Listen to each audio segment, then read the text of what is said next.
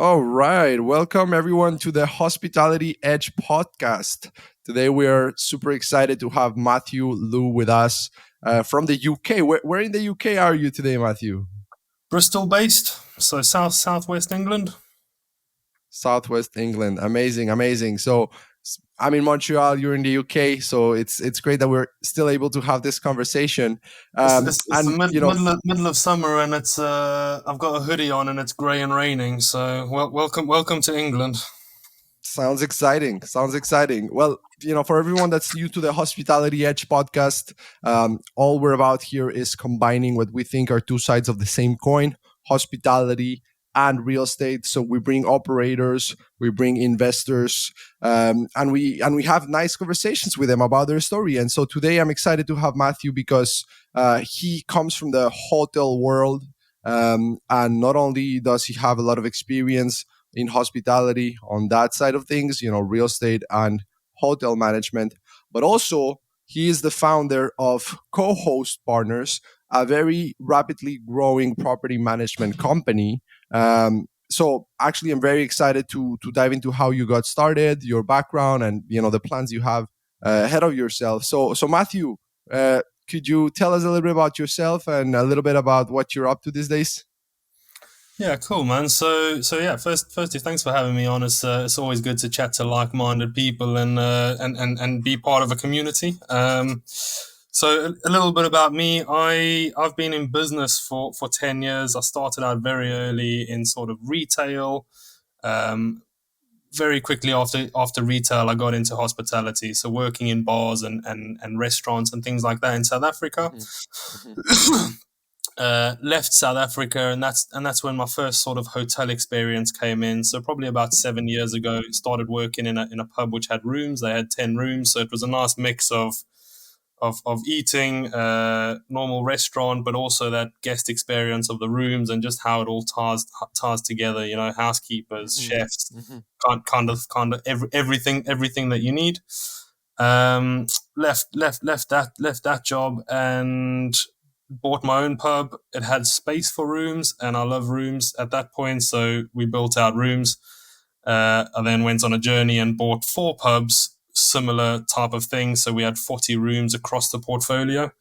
Oh For, wow. for a brief year or two, I was working in boutique hotels as well, just for a bit more experience. Then COVID came and pubs weren't that great.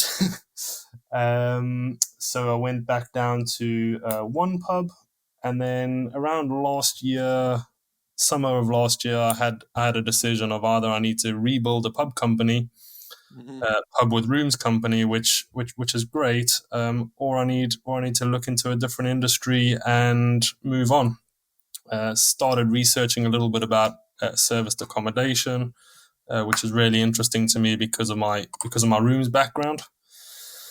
So yeah, service accommodation, was gonna do it myself. Started speaking to people, and they were like, "Wow, with that experience, can you manage my unit?" And it was one unit in Bristol, and I said, "Yeah, I'll give it a go." That one became 10 a month later, or 2 months later, and 5 months later, we're at 60, with another 50 in the pipeline. So That's crazy. just That's just crazy just growth, huh? trying to use that That's that hotel experience and cracking on with that. that's awesome. So there's a lot for us to unpack here. So first of all, tell us a little bit about that decision of having to close down the pub business. Was it forced on you? I guess it was due to closures and whatnot, or was it something that you saw as something that was coming? With COVID and everything else that was going on, and you decided to close before it was enforced on you. So a month or two before COVID, I actually bought my fourth pub, which is Oh which wow. which is real bad timing. So COVID cost me a lot. We closed down 3 that were new, and then we kept one. I kept one which was my first pub, and I knew it kind of operates and makes money, and I can bounce back from anything. So I kept that one, ran it for 18 months or 2 years. And then the decision was, do I enjoy pubs? Do I like pubs? Do I see the future of pubs? And when I say pubs, I mean pubs with rooms. I would never do standard pubs again. Because I really like the concept of rooms. And then I challenged myself, and I kind of said, what do I hate about this business? What do I love about this business? And I kind of figured out that the staffing element was one of the biggest challenges. Mm-hmm. The sort of 24/7 staffing issues, guest issues, things like that. Also being at the scale we were, 10 rooms is tricky. You can't have full time maintenance people. You can have a couple Mm-hmm. full time cleaners, but not a full team. So the scale of 10 rooms, plus the pub and other things, it just meant staffing was really really tricky. Mm-hmm. So I challenged myself. I challenged myself to create a better business, and that's kind of how I came across managing serviced accommodation units. Very very low staff in terms of what you actually need on the ground. It's just Yeah. cleaners and ad hoc maintenance, that type of thing. Sorry, I forgot something, and this is actually quite important. When I left the pubs for the last 2 years, I've been fascinated with apart hotel models, um, Okay. which is genius because you're basically just taking a hotel and removing all the front office staff, Yeah. removing the kitchen, removing all the big expensive things, and Yeah. all you're left with is a property which you sell at £100 a night, and all you have to do is clean it. Mm-hmm. So I do think the apart hotel revolution is definitely here to stay, as is co-living, which I'm sure some of your other guests will be speaking about. Yeah. So that's it really. So to come back to your question, why did I get out of pubs? It's that I needed to challenge myself to figure out what I didn't like, to see where the market was going, to see what my future was going to be, and spend 5-10 years building something which I was passionate about, but also enjoyed every day. Uh, Got it. pubs was no longer that for me, unfortunately. Nice. And did it ever cross your mind to go back and work at a hotel, or for you it was clear that you had to start your own business Yeah, next? I think the only reason you would go and work at a hotel is if you were lacking some of the skills. If I had an opportunity to Yeah. work as a property manager for an apart hotel developer, I definitely would Uh-huh. have taken that. But the space is too new. There's probably only 5 jobs in the UK that fit that role. So little bit of pioneering, but also because of my skill set and because I'm fairly dynamic, anything that I haven't figured out yet, I just figure it out by chatting to people like you, or people in your community, or the other communities, and you kind of just, as long as you got the base set of skills, you can pick up a few along the way.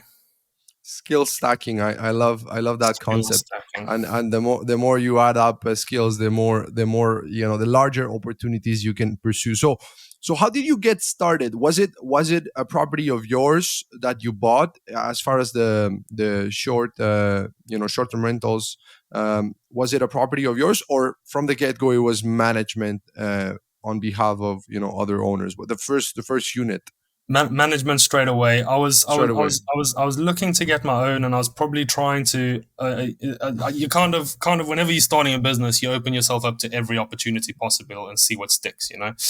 Um, so I was trying to find developers to do apart hotels. I was trying to find my own deals. I was trying to find people to partner with, that type of thing. And I kind of just, somebody said, "Well, I've got this. I live 5 hours away. Can you manage it?" And I said, "Yeah, of course I can. Let me give it a go." Because I got so busy doing that, so that was like one, and then a week later was another one, and then 2 weeks later another one, and eventually I was just too busy trying to service those ones, but also new ones kept on coming, that I kind of Yeah. had to just focus on one thing. So I just focused on management, and that is the focus for now. And tell us about what do you think has been, not the secret, but the key to the success you've had, as far as how fast you've grown, because you've added properties at a relatively fast pace. And it takes, there's companies out there that it takes them years to get to the number of properties that you are managing right now. So what was the approach when you first started, as far as going and looking for owners? And have you just kept using the same approach over and over, just rinse and repeat, or have you tried new, owner acquisition strategies, and what's working for you right now? So at the minute, I only have one acquisition strategy, which is coupled into two, I guess. So referrals are my biggest and Okay. only source of new properties. So when I was first starting out, I kind of reached out to all property agents, deal sources, people like that, Mm-hmm. and I kind of just gave them the speech, got them on side, and then as soon as new properties came their way, they just had someone to pass them on to. Mm-hmm. And all I had to do was be a little bit better than my competition, a little bit cheaper, a little bit more efficient. And that's how I got the business. Going forward, I am building out different marketing strategies, whilst going into different niches. So at the minute, I'm predominantly city centre based, but I'd like to get into holiday lets. I'd really like to get into the apart hotels, and that type of thing. So same Okay. same Wow. same Okay. thing So same thing as my referrals. first point, really. So same thing as my first point, which is focus on one thing, do it well, and once that's ticking over, then start the other avenue. Mm-hmm, mm-hmm. That's very interesting. And when it comes to actually going out there for the first time and offering something to homeowners where you don't have the experience just yet. I mean, you have the experience as far as the skill sets that you have accumulated throughout the years, the Mm. hotel management, all that stuff, the entrepreneurial background.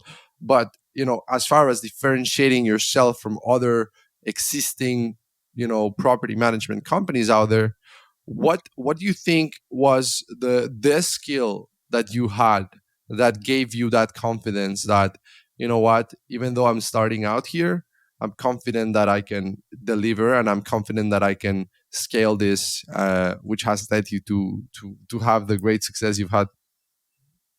I think that's it. I think confidence is the key there. So I 100% back myself, and if I'm speaking to somebody and I'm confident in my own abilities, then they automatically become confident in my abilities.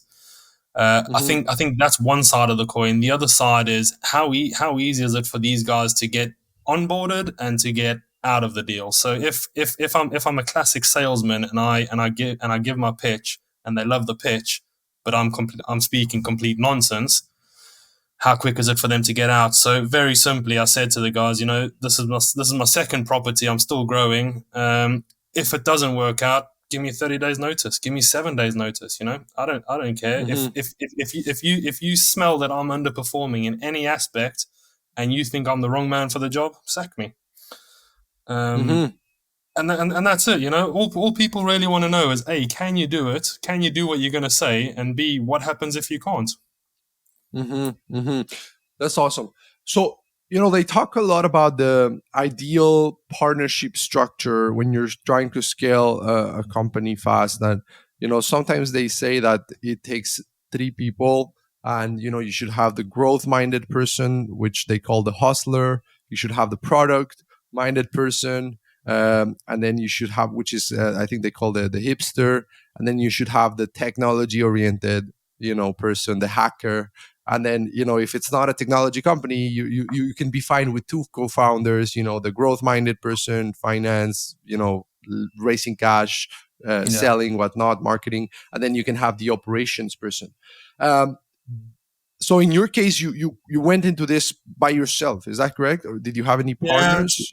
to be honest, I've never ever had a partner in any of my businesses, and I would like to do it one day, and I'd Uh-huh. like to try it. I haven't yet met somebody that I get on with well enough in a business sense, who's Hmm. of the same sort of level and who operates at the same speed as me. Okay. One of the issues is whenever I operate at crazy speed. I mean, I had a call with my marketing lady the other day, and I'm this close to sacking her because I asked her to do something, and like 5 days later, she hadn't done it yet. And I'm like, I need this done. It's Mm. got to get done.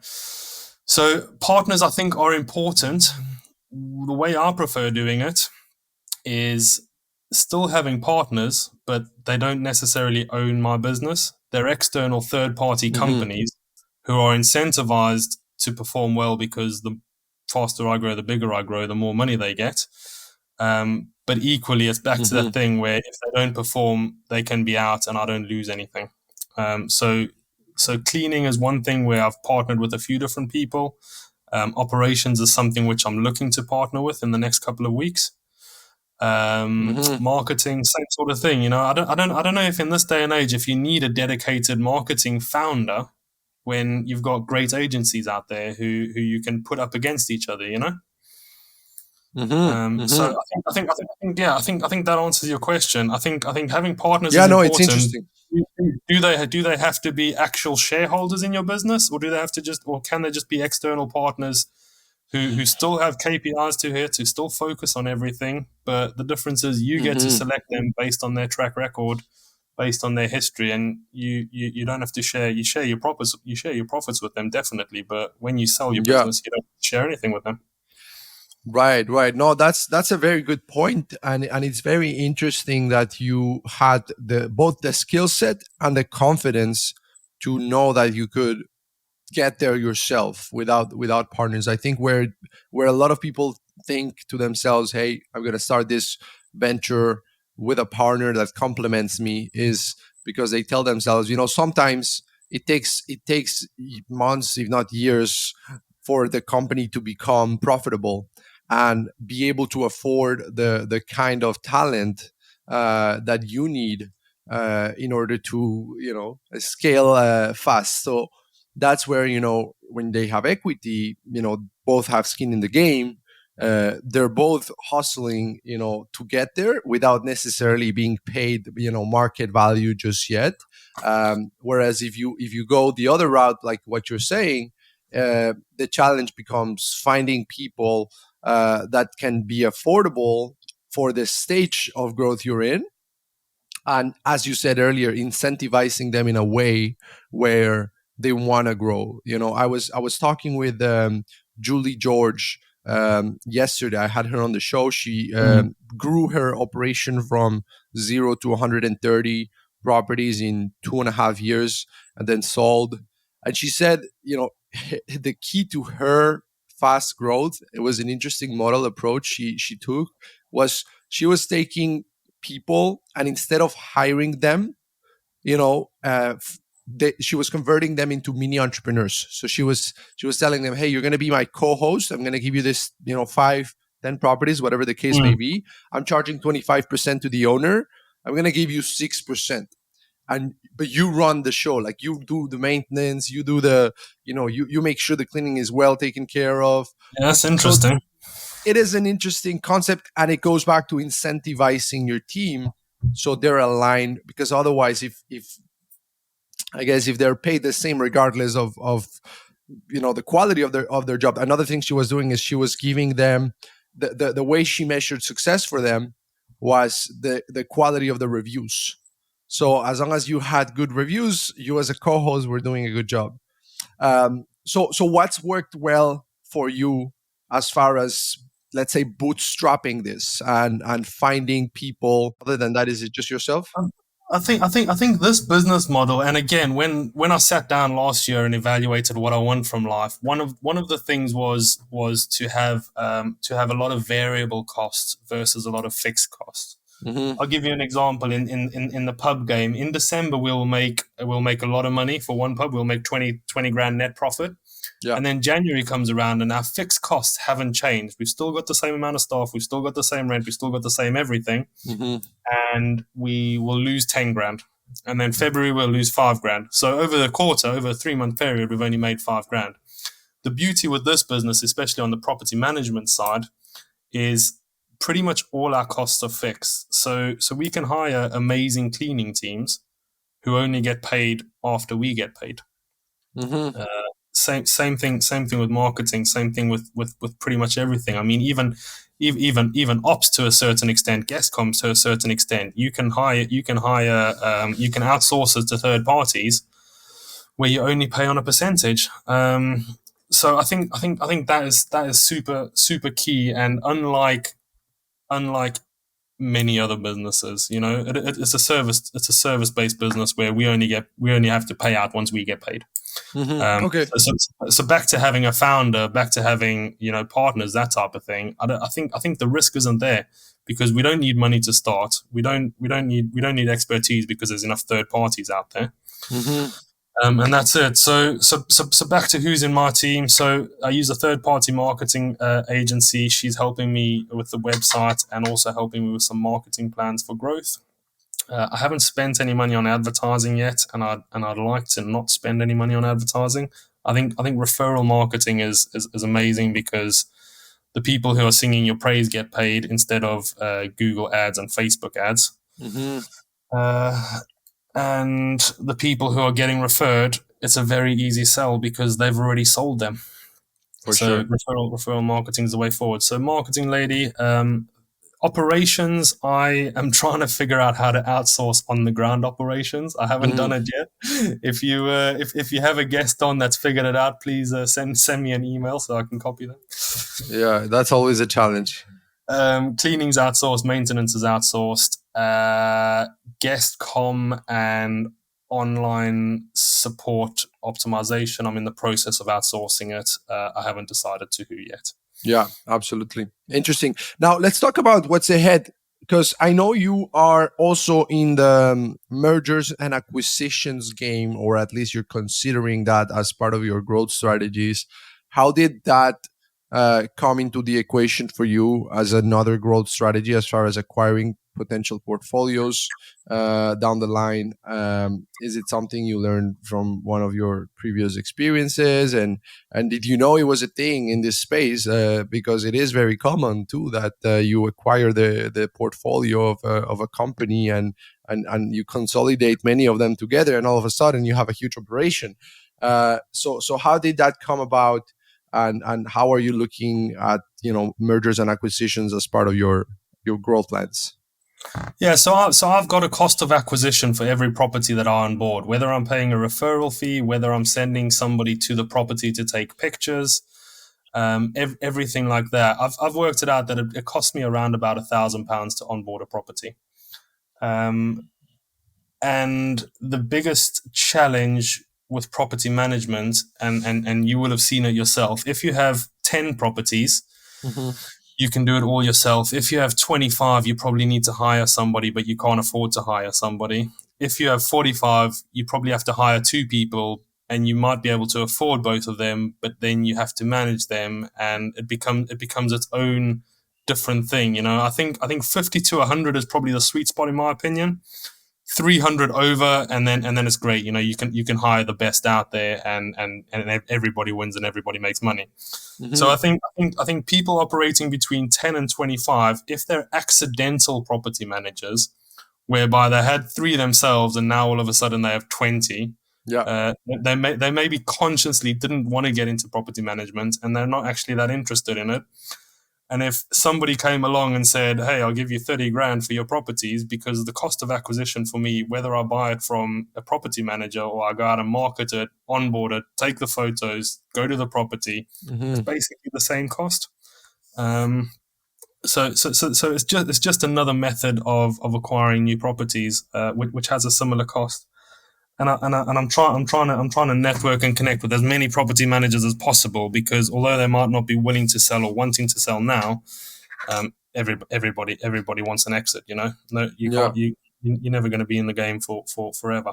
Yeah, everyone has a price. Exactly. No, but it's interesting that you know your numbers so well. I think a lot of property managers, maybe that's an area of opportunity to know their numbers as well as you do. So I think the mistake a lot of people make when it comes to calculating their customer acquisition cost, and I'd like to hear your thoughts on it, is they don't put, or they don't consider all the costs that really go into acquiring a new property. Yeah. So could you break us down what you include when you say, it costs you around $1,000, or, in your case, you're in the UK, Yeah, so one thousand you've pounds. got marketing or referral costs, and that's simple. If you have a 20 grand marketing budget and you sign up 40 properties, then you spend £500 per property to get that right. Marketing, absolutely. That one's quite simple. What I think a lot of people wouldn't consider, and I know some of the cost gets passed on to the owners, but not all of them. So you've got things like photos, you've got things like driving and onboarding the properties. Yesterday I went to Swansea, which is 2.5 hours away. I onboarded Yeah. 6 properties. I got caught in traffic on the way there. I got caught in traffic on the way back, and I spent 6 hours there. So that's let's call it 10 hours. What's 10 hours of my time? Let's say I earn £50 an hour. That's £500. So that's nearly £100 just in my time to Yeah. onboard it. Then you've got editors, photos, all of those types of things, lock boxes. It's just all the costs that go into it, and you really need to account for it, because I've even just made a mistake there. I spent 10 hours yesterday, but I got home and I started writing the descriptions, and I started getting the photos online, and I actually only finished onboarding them today at just before this meeting, 3 o'clock. Mm-hmm. So I think that's probably where a lot of people slip up, is they're not accounting for their time accurately. Yeah. And for example, this property company that I've just bought 25 units, they've got all the user manuals. They've got how to use the fuse board, how to use the oven. They've got all of that documented, which they'll send over to me. So for me to onboard 25 properties, maybe it's going to take 2 hours. Mm-hmm. Which is why I'm happy to pay them a premium, because for me to onboard 25 properties now, I physically can't. So it's kind of the only way. So yeah, I just think in order to account for all the costs, you just have to literally write down, right, when I get a new property, this is what I do, this is how much I spend.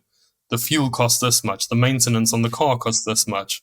Yeah. I need to send my handyman there. He needs to document how to do that. It costs this much.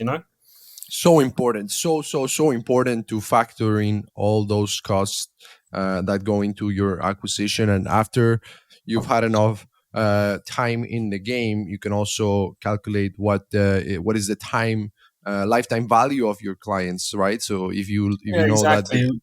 Mhm. Yeah, the lifetime value is super important. So I haven't got an accurate figure of that yet. I think you have to be doing it for at least a year or two, Yeah. simply because I don't know what my churn is yet. Right. So as soon as I figure out what my churn is, then I'll be able to figure out my lifetime value. But I do think in this industry, I think the lifetime value is very high, which is why I'm happy to spend.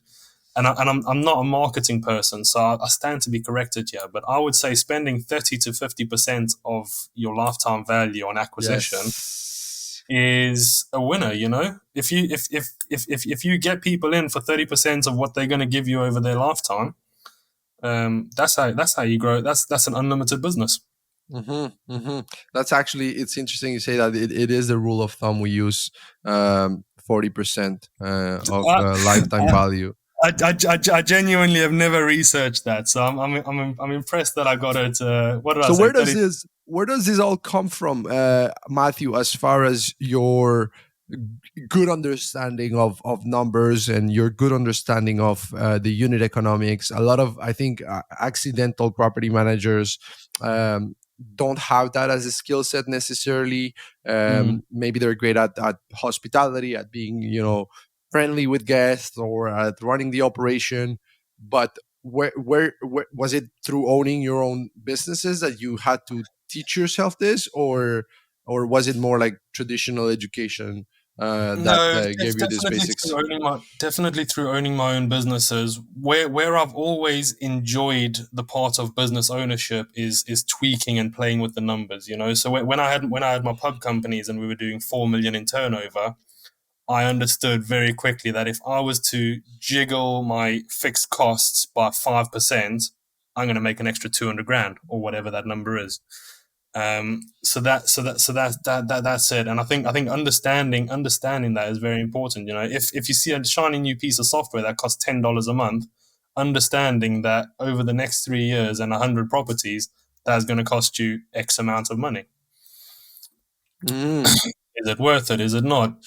Can you get the return on investment from it? That type of thing. So no, it's basically just from owning businesses, but also that is kind of where my passion lies with the numbers. I love jiggling and tweaking things. It's, Interesting. it's it's more from an operational point of view, just adding those. But again, going back to if somebody's lacking that skill set, if you find a good accountant or a good bookkeeper, they'll be able to tell you all of that stuff for a low fee, and do it. So I think any skills that you're lacking, you just go out and hire someone for it.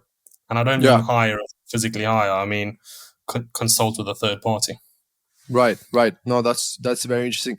Now, I want to go back to something you said earlier, which I actually, relate to very much, and is the importance of speed. When you're starting a company, you said that you operate with a lot of speed, and that sometimes that's been the reason why you haven't been able to find partners that are necessarily aligned with that same pace at which you run things. Where does that come from, Matthew? Where does that speed come from, that sense of urgency? Is it, and the reason I'm asking this is because there's people for which, very, very successful people that they basically are very aware of their mortality, right? Like, I'm going into a different direction here, but like, Yeah. and that's what keeps them, always. And personally, I think it's one of the reasons why I think speed is so important, because I'm aware of the fact that I'm gonna die, anytime, and that, there's only so much hours available, and that's what, and being thinking about that often. I read Stoicism quite a bit, and they meditate about their mortality quite a bit as well. I have no idea if this has something to do with it for you, but where does that come from on your end? It's a good question, and one that I've never really stopped to think about, because that would be slowing me down, I guess. It's a very good question. In a lot of areas I would consider it a problem.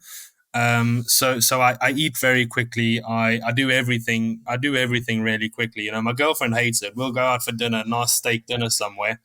We'll sit down. We'll have dinner. As soon as I've finished my meal, I stand up. I go pay the bill, and I leave. There's no time to relax and things. But I don't know. I think it is just who I am. When I was very young, I worked in retail. Retail's very fast paced. Then I was working in pubs, very fast paced. So I think I've just always been in fast paced environments. I've never ever had an office job where I come in at 8, 9 o'clock. Casually make a cup of coffee before I start, chat to this person. Da da da.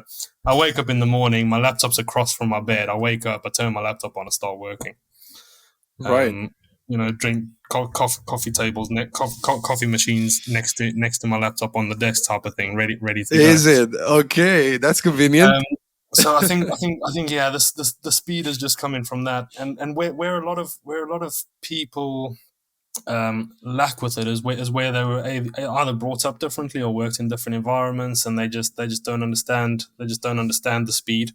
The other problem that I find is when the teams are too big or the decision makers too far away from you, Hmm. speed becomes a real issue. If you say something and then they have to send an email, and 3 days later they get an email back and things like that. Bringing it back to the business side of it, uh, speed is one of my best selling points. My closest competitor takes on average 2 weeks to onboard a property from signing the contract. Um, to give you the Swansea example, yesterday the contracts were signed at 8 o'clock in the morning. Today at 2 o'clock they're onboarded. Photos, cleaning, everything. And what does that mean? It's 6 units. If we were to delay by 2 weeks, the owners have probably lost 3-4 grand, Hmm. plus all the momentum from the Airbnb listings, etc. So I think time is money. Speed makes more money. The mortality thing, I've never really thought about it, but I would like to read into it, and maybe there's some underlying issues that I'm suffering with Uh, I may want to get shit done before I die. yeah, that's it. Or for some people it's more like a chip in their shoulders, as far as like, hey, if you come from humble beginnings, you want to make sure you can get out of that, or pay back to your family, or whatever the case may be. I Yeah, hear that a lot from immigrant entrepreneurs too, that they're like, I came to this land, wherever it may be, and I feel like I owe it to my family to be successful, and there's that pressure that is more internal than anything else. So anyways, it's interesting. It's interesting that you value speed. What's something else that you think differentiates co-host partners from any other operation out there? so I've intentionally kept it lean, and intentionally utilized third parties to have less fixed costs than my competitors. Hmm. Because fixed costs, I think, mean that you have to charge a certain amount, or you have to have fixed management fees, or you have to be charging them a minimum management fee, something like that. Hmm. Because I've kept all my costs variable, or majority of them. I'm able to offer a lower price than my competitors and still make Hmm. money, and Hmm. probably still make the same amount of money, being 6, 7, 8% cheaper than the competition, just because they're running inefficiently and I think I'm running more efficiently. So I think Hmm. I think I think that's the biggest selling point. And although price is not necessarily something that you should be negotiating on or talking about too much, I do think in this in game, especially because we're charging a percentage of revenue, the less we can get away with charging means the ROI for the owner is better, which in the long run is going to help with churn. It's going to help with the sustainability of the business, and ultimately, the guys that are out there that are charging a lot because they have to, not because they want to, not because they want to earn more money, but they have to. If someone's fixed costs are 10% and mine's 8 and mine's 2%, who's going to win long term? Hmm. When fixed costs rise by 20%, they're out of business. That's huge. That's They're that's done. so important, and it's so interesting, and I'm so intrigued by how inclined you are towards understanding your numbers. I get you obtain that from running your businesses and whatnot, but still, I think this is going to be a very valuable episode for most operators out there, because you're bringing up some very interesting points. Now, Yeah, when good. you're starting a new company, especially when you are all about speed, it can be tough to balance. You're telling me you have a girlfriend and whatnot. So there's this concept of find work that feels like play but looks like work for other people, and that's kind of like retiring in and of itself. When you find something that feels like play to you but looks like work to others, it's the same as if you had retired. But yet people around you are going to look at you and they're going to think you're burning out, or you're going to burn out, or like be Yeah, careful, or like slow it down, or like make sure you take time for yourself and whatnot. So how do you find that balance, and what does that balance look like for you? I really enjoy having this conversation, and I've got a great example. I've got a really good friend who works in London for an accounting firm. She's a chartered accountant, earning good money. She works like a dog. She hates her job. She works sometimes till 2, 3 in the morning, and I constantly. She's been doing it for about 5 years. The same ridiculous pattern. And she's seen me throughout my years, and she's seen a pattern, and I told her the pattern. And the pattern is that I work like crazy when I build something. I work like crazy for 6 months, 12 months, 18 months, and I'm talking like 7 days a week, 12 hours a day, nonstop thinking about it, nonstop doing it, nonstop everything. And I enjoy the process of building. Hmm. But once I've gotten to a certain point, and I'm to be honest with this business, I think I'll be there in about 3 months' time. Okay. When I get to that certain point and I've outsourced everything and delegated everything that needs to be delegated, then I take the position of business owner Mm-hmm. and focus on growing the business that way.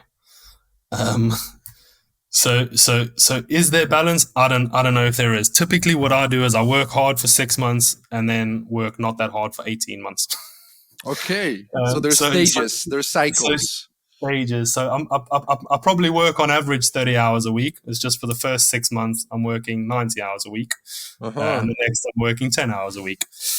So Interesting. I don't know if there is a perfect balance. I think definitely if you want to build slowly, you can build it with balance, and if that's your main focus, you can definitely do that.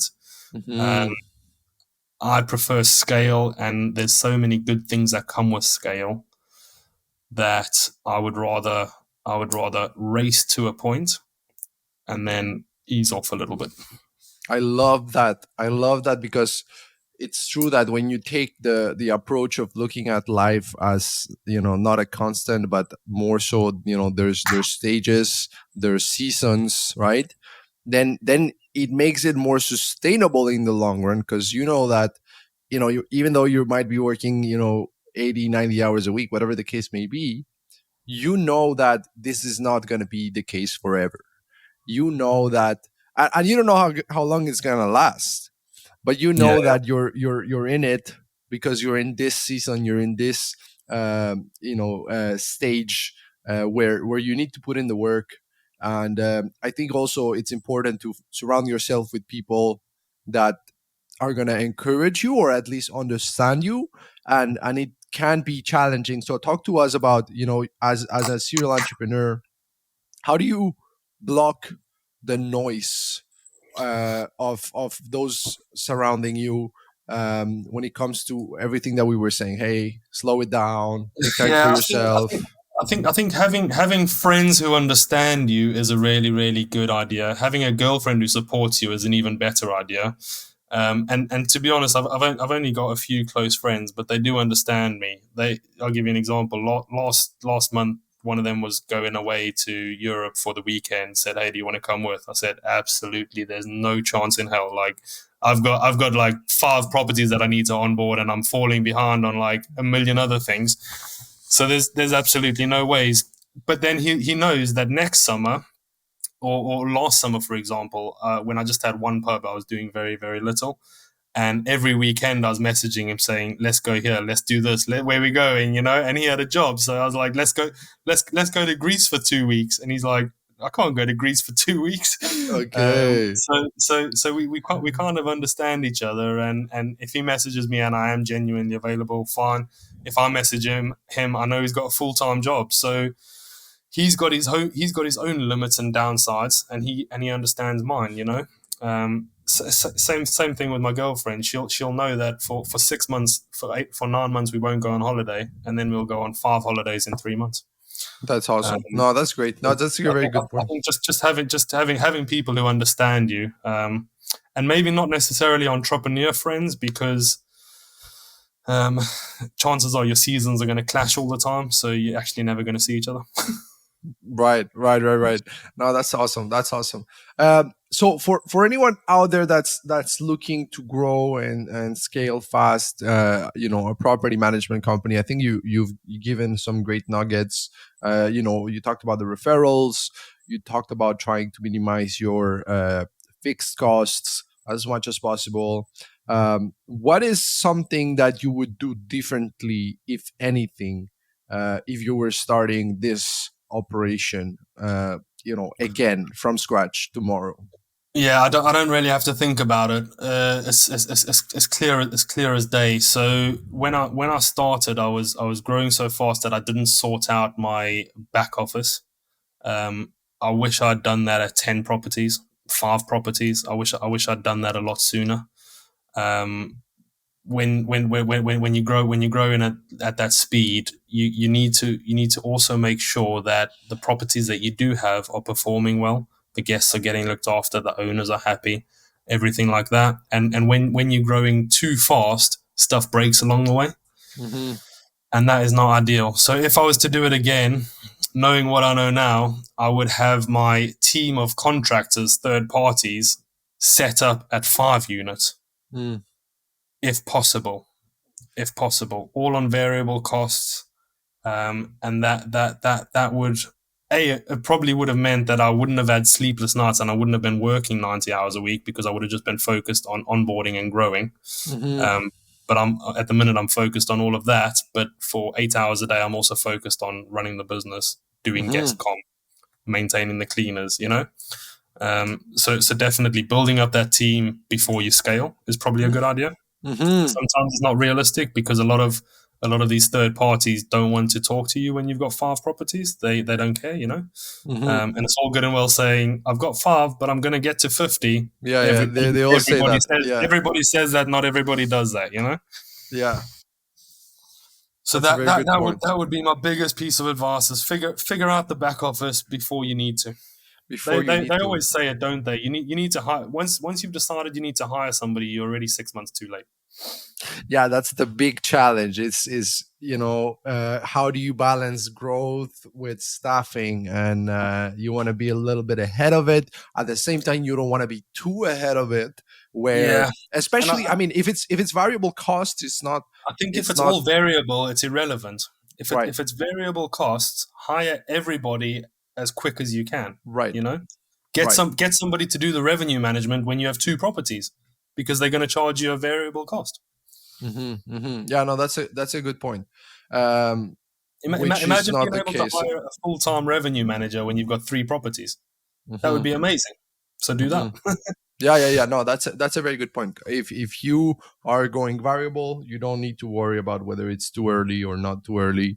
Yeah. Whereas if you are bringing people in house on a fixed, fee basis, then yes, you need to be careful when I you don't, bring them on I board. don't know why you would bring people in house. I mean, I guess there's a cost saving, but there's also a knowledge lacking, because the person you hire is not going to be as good as the company you hire.